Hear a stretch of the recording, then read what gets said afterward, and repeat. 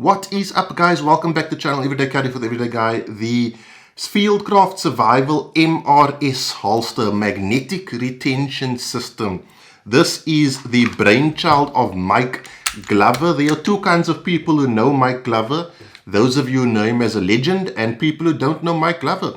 Pretty much everyone who knows this man considers him a legend, as do I. So when I first heard about this holster, and I heard about the magnetic retention system and frictionless draw, I thought to myself, is Mike trying to create a solution for a problem that doesn't exist, right?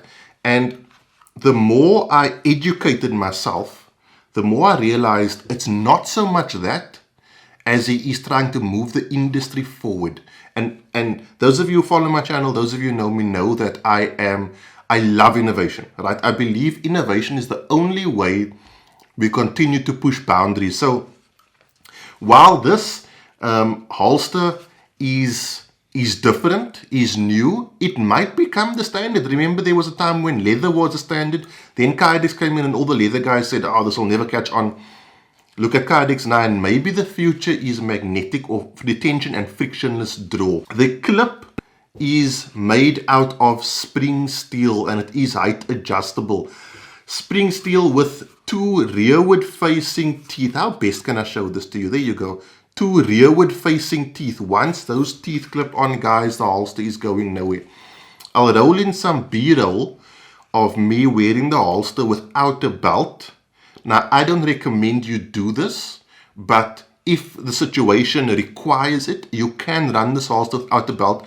It's going to offer you concealment properties that are acceptable, and it's going to stay in place because of the rigidity and strength of this spring steel clip.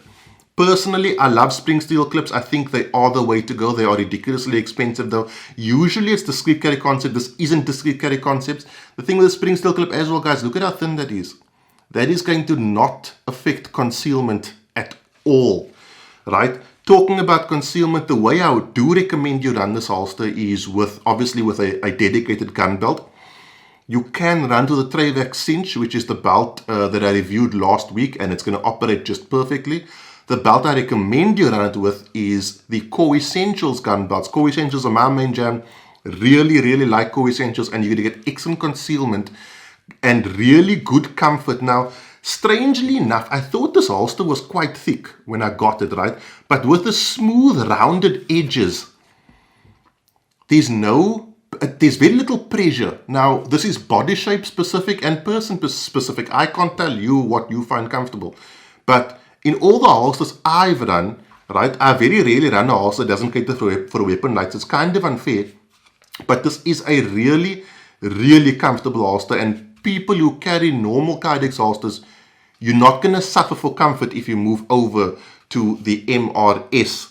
Now, the MRS is optic ready, as well as comes with a side channel that caters for suppressor height sights.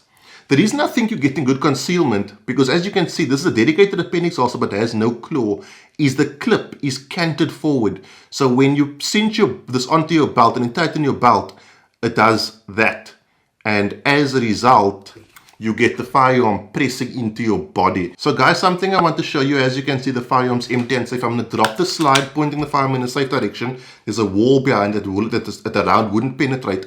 I'm going to drop the trigger. When I'm in the safest condition this firearm can be in. This is a 17 round Glock mag, standard mag with a +2 base plate with 17 rounds in it. I'm going to insert that mag. So we've got a firearm now with 17 rounds in it. Now, the condition most people carry their Glock 19s in. Obviously, for ADC purpose, I recommend you have a round in the chamber, but we do not have a round in the chamber for this. The magnetic retention system holds the holster in place.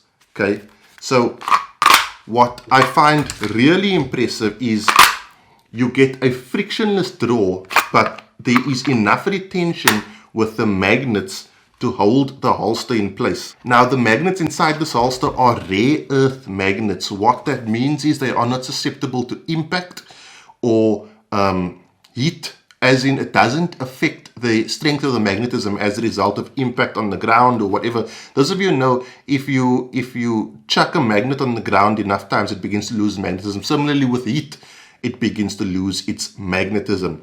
These being rare earth magnets, they don't lose their magnetism. Now, what I think Mike is trying to create is a degree of repeatability, a unit or industry standard for the retention on a holster. When you have a Kydex holster, retention generally for this sort of thing, a firearm that doesn't have a weapon mounted light attached, is set on the trigger guard. The way the Kydex is molded, the trigger guard clicks into place. That uses friction and pressure.